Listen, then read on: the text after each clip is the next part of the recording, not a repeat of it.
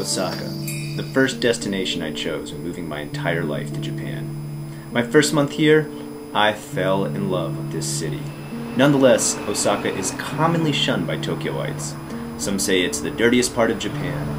Others say its homeless population make it a complete eyesore. Some even go so far as to say it's one of Japan's most virulent sources of crime.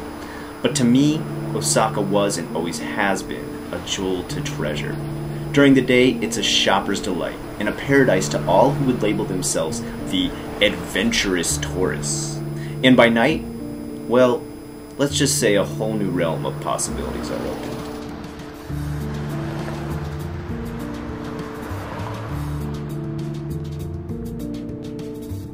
It was on such a night that I was about to cash in early. It had been a grueling work week and I felt as though a late night out wasn't about to help my level of exhaustion.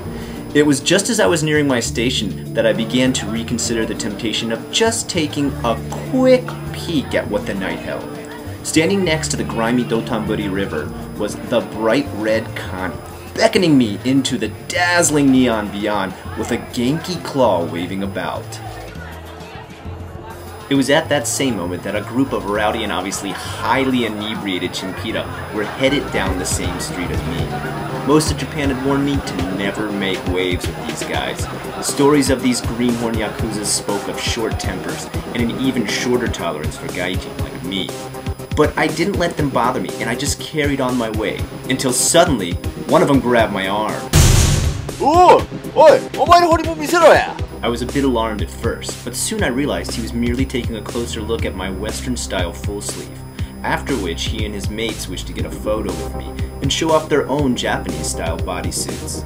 This of course led to a friendly conversation in their broken English and of course my broken Japanese. We talked about where we had gotten our ink done, what artists we both knew, and how many hours we had both been under the needle. Having just bought a six-pack for the night, I felt it would be rude to drink it solo in front of my newfound friends, so I handed them all around.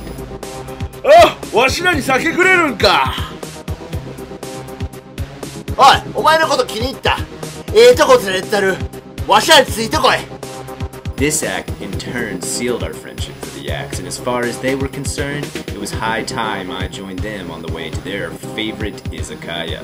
I was in a bit deeper than I had previously intended, and now it was very clear to me turning down their offer would not be an option. 10 minutes and a few blocks later, I found myself in an unfamiliar and extremely secluded back alley izakaya. From the looks of it, the average Japanese citizen most likely never stepped foot in this specific venue. In fact, the more I took notice of my surroundings, the more I started to realize that almost everyone, if not the entire establishment, was inked up in some sort of Yakuza clan emblem or symbols related to local violence groups.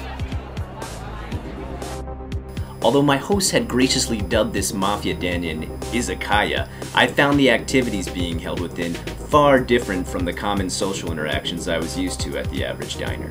We had beer drinking contests, ude sumo, and loads of illegal gambling for big money. I guess you could say the place was like an arena for the Macho Olympics.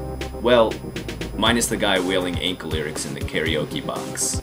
To tell you the truth, I was excited. Excited and honored that I, being nothing more than the average gaijin with some tats, was allowed to get a backstage pass in Japan's lesser-known underground social cliques. Throwing back more drinks with my new friends, I took a moment to acknowledge just how unique and interesting my current situation was. That is, until Shacho decided to make a grand entrance.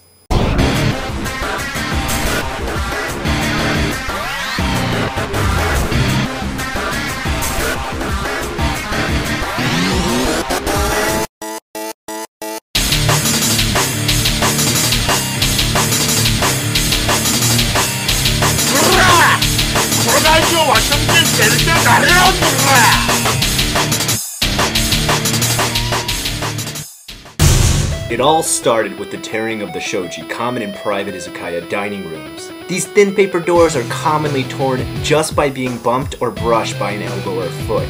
But this was no elbow or foot. No, this was a 2-foot samurai sword splitting the door in half. Behind the blade, a ferocious-looking elder Yakuza boss, his face beat red from a cocktail of alcohol and pure, unmitigated rage. Roughly translated, he had just asked, "Who dares to bring a foreigner into my place of business?" Although I wouldn't say it was spoken so much as barked. The needle came off the record and the room dropped into utter silence. Shacho-san repeated his question one more time, then drew his blade closer to me. "People are trying to warn me. Play with fire and you'll get burned. Play with Yakuza and you'll get... Yakuza. Well, that doesn't make sense, but what I mean is my adventurous spirit had been in search of an unforgettable nightlife, and instead, I had found a regrettable night death. Still, I was not going down without a fight, and I took his momentary pause as a chance to search for a way to defend myself. Being in an izakaya, there was an array of both Japanese and Western tapas. This meant that utensils involved the following. Ohashi versus plastic. No, bad idea. A fork? Not sharp enough, almost like a spork. A butter knife. A butter knife. It's gonna have to do. There I stood, a scared gaijin with nothing more than the will to survive, and a dull tool for condiments to aid. In front of me, a street-weathered Yakuza boss, with decades of turf wars and gang fights under his belt. That, and a 2-foot samurai sword, ready to cut through flesh like a hot knife through butter. As he raised his weapon, I began to squint, and then closed my eyes, ready for the blade to slice me to the bone. Time seemed to slow down. In fact, it seemed to go on forever. That is, until a roar of laughter broke the silence. うわ！親子が刀持ってはるお前の顔見てみクソ垂れそうな顔しとったぞ親も相変わらずウケますわ As I opened my eyes, I found that the dreaded gang leader was already seated with the rest of his crew. He was laughing it up and drinking it up, just as I was a few moments ago. Bewildered, I slowly sat back down and took a deep gulp of my beer. It was later explained to me that Shacho had only been winding me up. It seems his idea of a joke was causing new arrivals to nearly have a heart attack. Hilarious, right? They even went so far as to show me that not only was I never in danger, but the sword itself was nothing more than a display, merely a slab of metal that hadn't even been sharpened. By 2 a.m., I had drank and eaten more than enough. I had also had my fill of swordplay for the night. As I bid farewell to my hosts, they refused to let me walk the full 20 minutes home. Instead, they summoned a taxi, which they informed me would be giving me a free ride home. The taxi driver inside sheepishly nodded his head in agreement. And so I rode into the night, with the taste of beer and sashimi still in my mouth. Another story added to my list of wildest nights in Japan. I was left wondering, did other people who randomly wandered into that izakaya get struck down by the blade for arriving without a connection or a contact? Well, luckily for me, that night, being a friend, had been mightier than the sword.